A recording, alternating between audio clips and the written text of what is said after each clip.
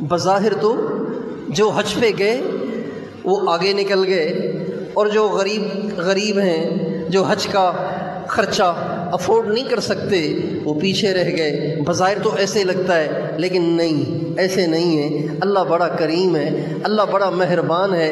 اگر کوئی حج پہ گیا ہے، وہاں اس کی بخشش کا سامان اللہ نے الگ بنایا ہے، اور جو حج پہ نہیں جا سکے، اتنے اسباب ہی نہیں ہیں، اس کو افورڈ ہی نہیں کر سکتے، لہٰذا اللہ پاک نے ان کو بھی خالی نہیں چھوڑا، ان کو بھی خالی نہیں چھوڑا۔ ان کے لیے اللہ تعالیٰ نے یہ جو ذی الحجہ کے 9 ایام ہیں، 9 ایام، یکم سے لے کے 9 ذی الحجہ تک، اور 10 راتیں، یکم ذی الحجہ کی رات سے لے کے 10 ذی الحجہ کی رات، یہ جو 10 راتیں ہیں اور 9 دن ہیں، اللہ تعالیٰ نے یہ حج پہ نہ جانے والوں کے لیے بھی ایک بہت بڑا کمائی کا سامان رکھا ہے۔ ہمارے نبی کا ارشاد ہے، ہمارے نبی کا ارشاد ہے، ان 9 ذی الحجہ کے 9 ایام میں جو کوئی روزانہ روزہ رکھے گا، اللہ تعالیٰ اس کو 1 سال کی عبادت کا اجر عطا فرمائیں گے۔ غریب کے بھی مزے ہو گئے، غریب کے لیے بھی آسانی ہو گئی، جو حج پہ نہیں جا سکتا اس کے لیے بھی آسانی ہو گئی۔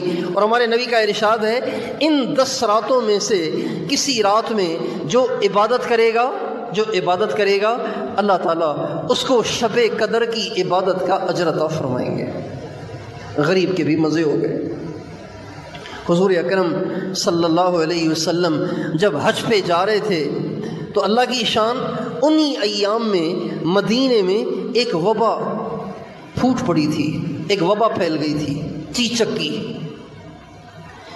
تو بہت سے مرد اور بہت سی عورتیں اس بیماری میں مبتلا ہو گئے۔ اب ہمارے نبی نے حج کا اعلان کر دیا۔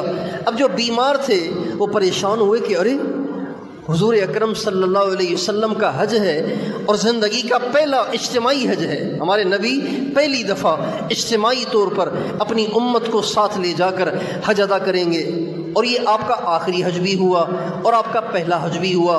تو جو مسلمان ان دنوں بیمار تھے، وبا میں مبتلا تھے، تو وہ پریشان ہوئے کہ یہ کیا ہو گیا، اتنی بڑی سعادت سے ہم محروم رہ جائیں گے۔ چنانچہ صحابہ اور صحابیات جو چیچک کی وبا میں مبتلا تھے وہ بہت پریشان تھے۔ نبی کریم صلی اللہ علیہ وسلم نے اللہ کے کرم سے ان کو تسلی دیتے ہوئے فرمایا کہ جو مسلمان مرد عورتیں میرے ساتھ نہیں جا سک رہے وہ پریشان نہ ہوں۔ عمرۃ فی رمضان تعدل حجۃ معی، جو رمضان میں عمرہ کرے گا اس کو اتنا اجر ملے گا جیسے اس نے میرے ساتھ حج کیا ہو۔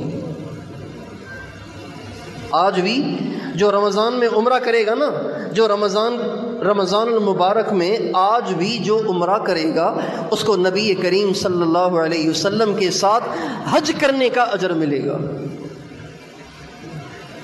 اللہ کتنا کریم ہے کہ اللہ کبھی کسی کو محروم نہیں کرتا۔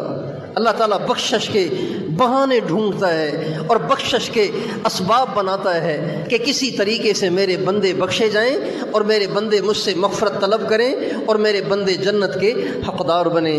اس لیے میرے دوستو، یہ جو ذی الحجہ کا پہلا عشرہ ہے، یہ گویا جنت کمانے کا سیزن ہے، اللہ کو راضی کرنے کا سیزن ہے، اور نیکیاں کمانے کا سیزن ہے۔ دن بھی عبادت میں گزارنا چاہیے اور راتیں بھی عبادت میں گزارنی